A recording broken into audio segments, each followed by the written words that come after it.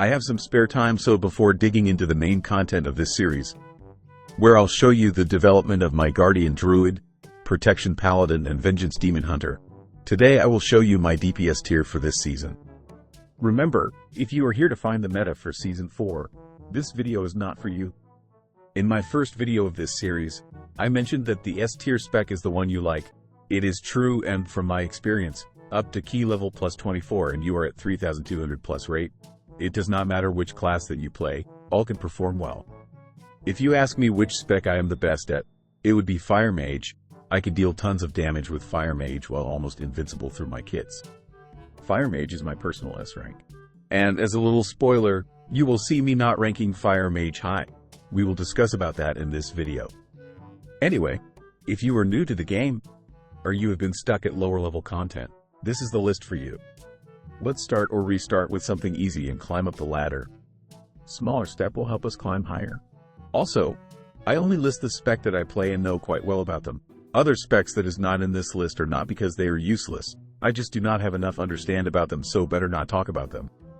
And finally, if you are playing these specs and want to be better with them, I can help with some personal coaching.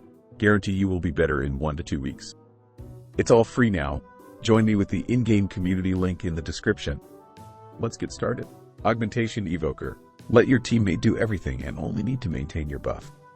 No, and no. You understand this spec wrong. Augmentation Evoker is like a strategist for your group. You are the one who control the battlefield. You have the power to make your tank more tanky, your healer heal harder, and your DPS deal more destructive damage. Your utilities all serve this purpose, and effective August Evokers are the one help your team settle things down. You do not let them do everything. Instead, August Evokers are the one who do everything. Save your tank when needed, give your healer a hand when they are desperated, and enhance your DPS so they can perform better. If a D tier group can perform like an A tier group, you are a successful Augmentation Evoker. See rank for this spec as how complicated it is. Yet, I have made a video about easy mode for augmentation. Pay it a visit and join my crew. You will be a much better Augmentation Evoker in no time. Windwalker Monk. Never press the same button twice, then punch and kick. This spec is that simple to be effective. Should be S rank if their utilities are not so complicated for newbie. So I put it at a rank. Enhancement Shaman, short cooldown, strong damage, can easily dominate lower key. The DPS rotation may be a little bit difficult, but download a rotation helper add-on called Hakili and problem solve. Utilities also very easy to use. Remember that you have a Bloodlust, S rank for this spec. Beast Mastery Hunter.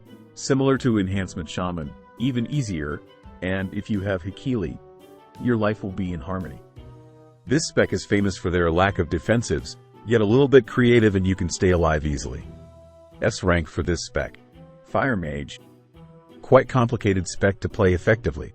Thankfully the tier set this season make your DPS rotation very simple.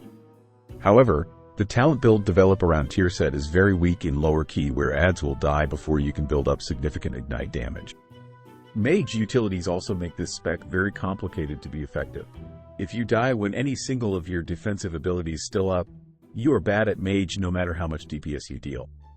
I may be strict to this spec because how well I know about them, but I rank this C rank for newbie. But if you come to this spec because of the game meta and need to know how to be better, I can help. Frost Mage. Do not try this spec unless this is your main for years or you know the tank. Frost Mage main cooldown is quite long. You need to understand this spec to the point even when the UI turn off, you can still perform your rotation to do well in Mythic Dungeon. Plus, you need a tank that know your kits to coordinate your cooldown with their pulls. I used to be in a group with one of the best mage in the world. He did well, but his DPS was very low for his skill level. And the reason is I was not be able to coordinate the pull with his cooldown. So again, this spec is very heavy on your tank to perform well. D rank for newbie. If you like this spec, even though I'm not that great at Frost compared to Fire, I could be able to help. Arcane Mage. A big bad no for new player. The difficulty of this spec come from their rotations. They are not complicated but very specific. That means if you miss one button in your rotation, your damage will drop to negative infinity. There is not mediocre Arcane Mage player. There are only 99% of bad Arcane and 1% of good errants. Again, nothing in between. D++ for this spec. Marksmanship Hunter. I do not play this spec a lot, but do not try this spec as newbie. New player, even lots of mid-level player hunters playing marksmanship do not know how to effectively use their utilities. Need an example? Lots of player not calling their pet out to use Primal Rage for their group. Trading 10% of your damage to increase the whole group haste by 30% for 40 seconds for one fight, is that difficult? D rank for newbie. Don't upset other players or they will make you feel upset too. Survival Hunter. A melee with quite good range. This spec has a build that not really have a cooldown at all, making it very easy to play. You do not have to worry when to press your cooldowns. There's none. You also have a lot of leech, making you almost invincible if the damage did not one-shot you. It's called survival for a reason. S rank for newbie. Havoc Demon Hunter. Do not play this spec if you have problem with joint or arthritis. This spec rotation is very simple. However, you will need to spam the buttons in high frequency to make it work well. If you're thinking about playing Rouge, this spec can be a very good practice. Learn about spell Q, set up your Q timer with your ping and pump. S rank for newbie and A rank for older people like me. Fury Warrior.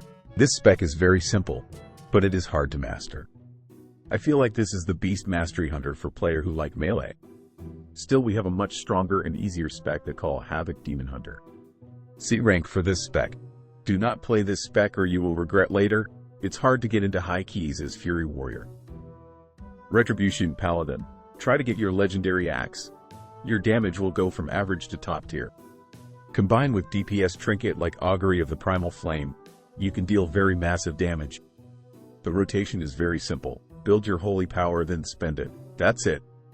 Your abilities also have some good range, so despite of being a melee, you are not likely suffering like other melee specs.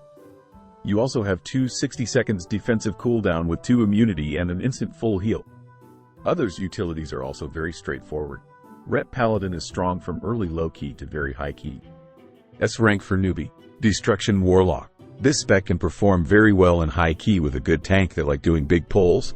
Otherwise, do not let those NDI player trick your eyes. Warlock in general has very good utilities. However, most players do not know how to use it or know the existence of the ability. B rank for new player.